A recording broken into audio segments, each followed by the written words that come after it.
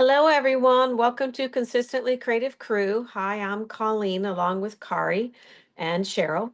We're here to walk you through the Noteworthy Simple Page Kit number 11. And since it's the holiday week, we're recording this so you can watch at your leisure. And that's what this month's theme is, giving thanks. Doesn't mean it has to be used for that, but it has fall colors. So the kits, as usual, come with 2 pieces of paper that are for your base, and then 1 piece of paper that we cut apart, and the lines are drawn on the back of it, so you can cut it apart, and then we assemble it to create the layout. It comes with 1 sticker strip with a lot of different options for fall, autumn, drinks with cream on top, food, hay, pumpkin pie, pumpkins, giving thanks, just can be used for anything. A walk in the woods. Kari has created for us a digital version, so we'll also go through that. And those instructions can be found on Consistently Creative Croppers and gives the measurements and the layouts and how to create it for digitally. And for this layout, it's all portrait photos, and they're 3.5 by 5.5, and there's 5 of them. And then for tools, it's really not complicated. That's why they call it simple. You need your trimmer, your 12 by 12 trimmer, and your tape runners, and you're good to go. So let's set aside our stickers and our base papers. And let's cut our paper. Now, as we said, they have the lines on the paper on the back. And this section comes out in strips. And I would cut this from looking at the colors to make sure you get the cuts correct. So the first one is on this line here at 6 inches. So I'm going to turn it over. Cut number 1 is at 6 inches.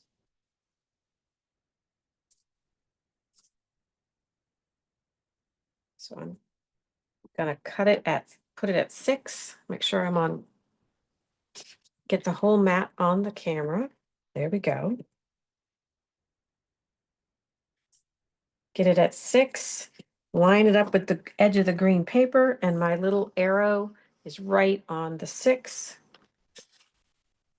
And cut. That's piece number 1. Then piece number 2,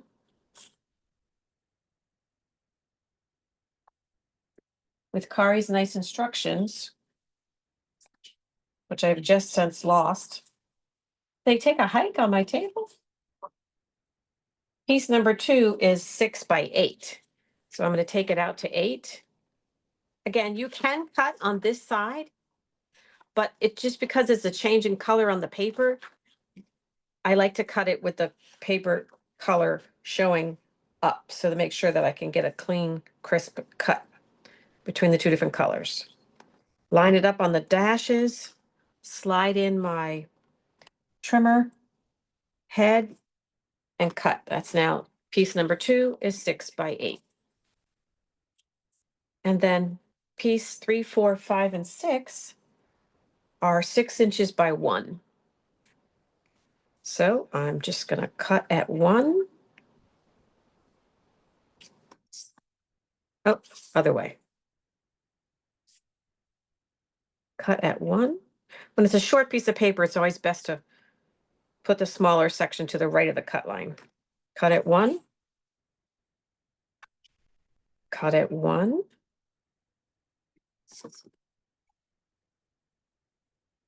One more cut at 1, and we'll have 4 pieces that are 6 by 1.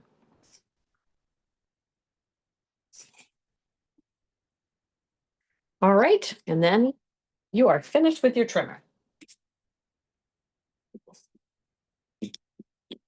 Bring in our base papers.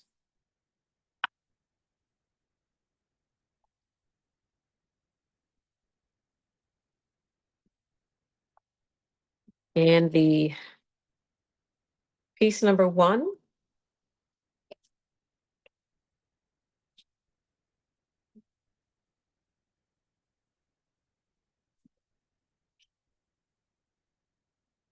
This is very interesting. Yeah. So when I looked at my sample, I was a little confused.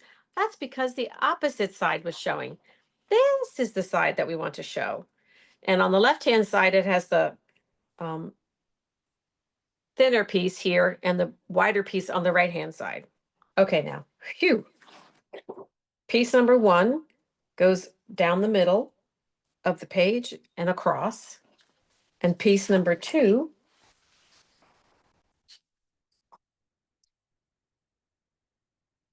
goes on in the middle and across.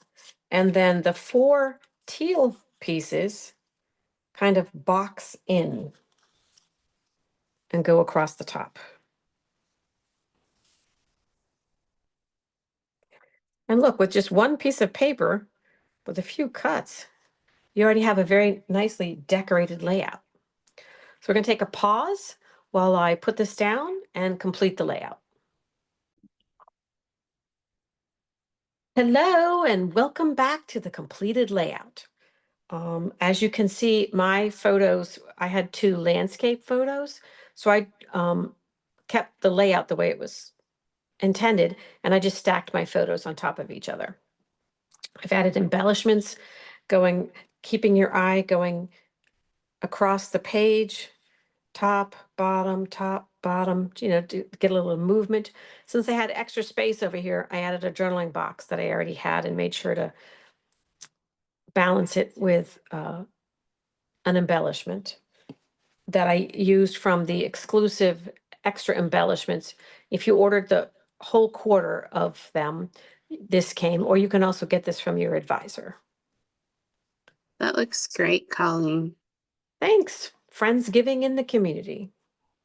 I love the fact that the old journaling box that you pulled out just seems like it was made to go with the layout. People are going to be like looking like, where is that old journaling box? Nope, pulled it out of my stash. Right, that's great. Awesome. Thanks. And you've got your pictures all done, so you're all ready to go. I am. All right, I'm going to pause.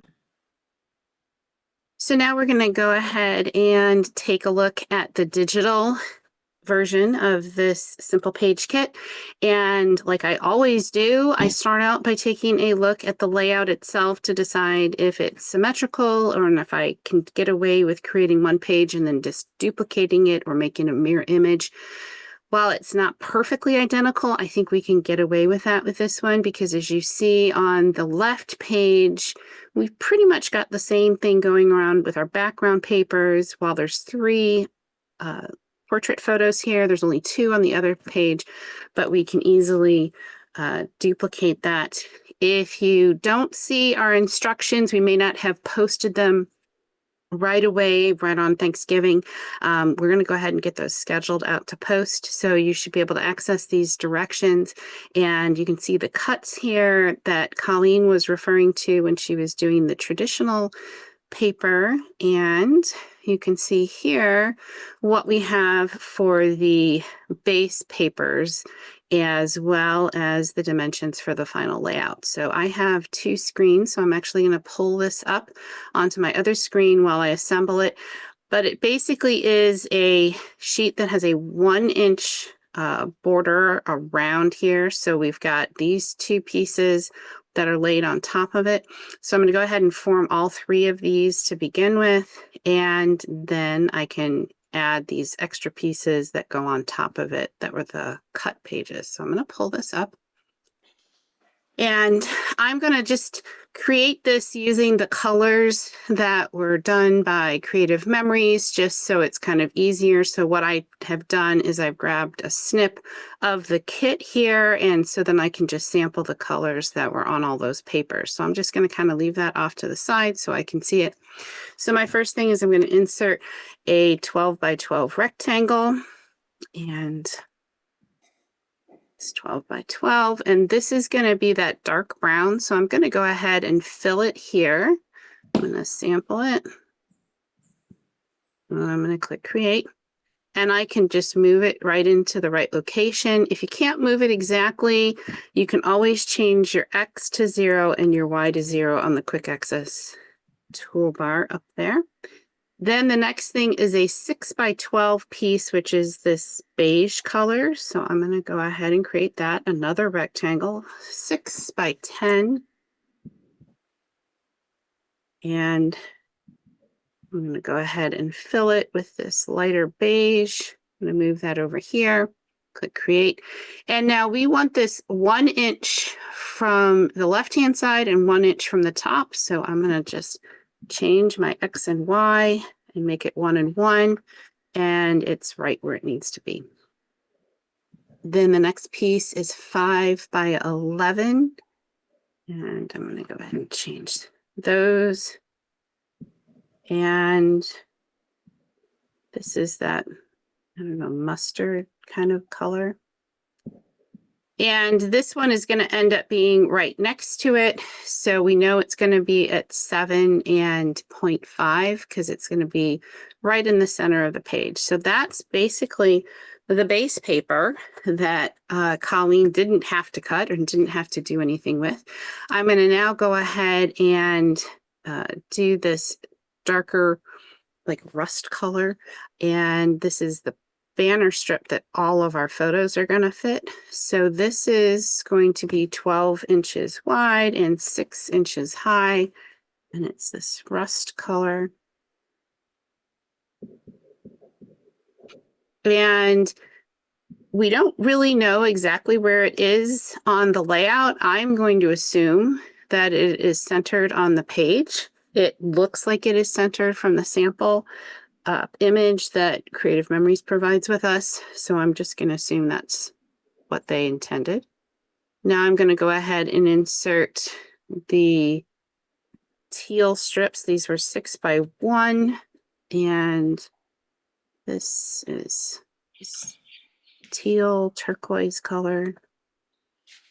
Create, and this goes, there's one on top, and I can right click copy, right click paste, and the other one is on the bottom. And that is pretty much the layout. I'm going to go ahead and add my photo frames. So there are 3 of them that are 3.5 by 5.5. 3.5, 5.5. And there's going to be 3 of them. So I'm going to again copy, and I'm going to paste, and I'm going to paste another one. And I'm just going to eyeball these and see, that's about right. So now I'm going to use some of the alignment tools that we have in Artisan. So I'm going to select all 3 of them. I'm going to go up to the home ribbon, arrange, align. I'm going to distribute horizontally. That makes the spacing between each of them identical. Now I'm going to group them by right-click grouping group, or you could go up to the home ribbon and arrange and group. And now I want to center it on this rust-colored paper. So I select both of them, align, center, align center, align middle. That is the same as selecting the 2nd and the 5th on the quick access toolbar. So that is the other way of doing that. So I'm just going to go ahead and ungroup those, and then I believe that is it for that page. So I'm going to go ahead and save it. And now when I'm going to go ahead and make the right-handed page, I want to have it be a mirror image. So I'm going to go ahead, and if you click on the down arrow on the project page, you can insert a mirror image of this page, and it's going to put it before the page we just did. So I'm going to end up clicking on it and dragging it over. And now I've got this right-handed page, and I'm going to just make the adjustments that I need to in order to make this one be like what we had from Creative Memories. So the first thing is I'm going to take this light beige paper, or this darker beige paper, I guess. This one was actually 7x11. Now, what I really do need to should have done, and I can make this piece 4 by 10, but since it's covered up by the other one, I'm not going to bother to adjust it because I don't really need to. And then this rust colored piece is 8 by 6 instead of 12. And I don't need this extra box. And I'm going to go ahead and group these two together and then just center it on this paper. So second and fifth, ungroup. And that is it for that page. So I'm going to go ahead and view my 2-page spread. And that's it. It was pretty fast and easy to recreate. And you can go ahead and fill it in with whatever papers or photos that you have that you want to do. I'm just double checking. I think I got everything. And I did do a page with some of my own photos. So I'm going to try to share that. I think I'm going to have to get out of 2-page view and then come back in.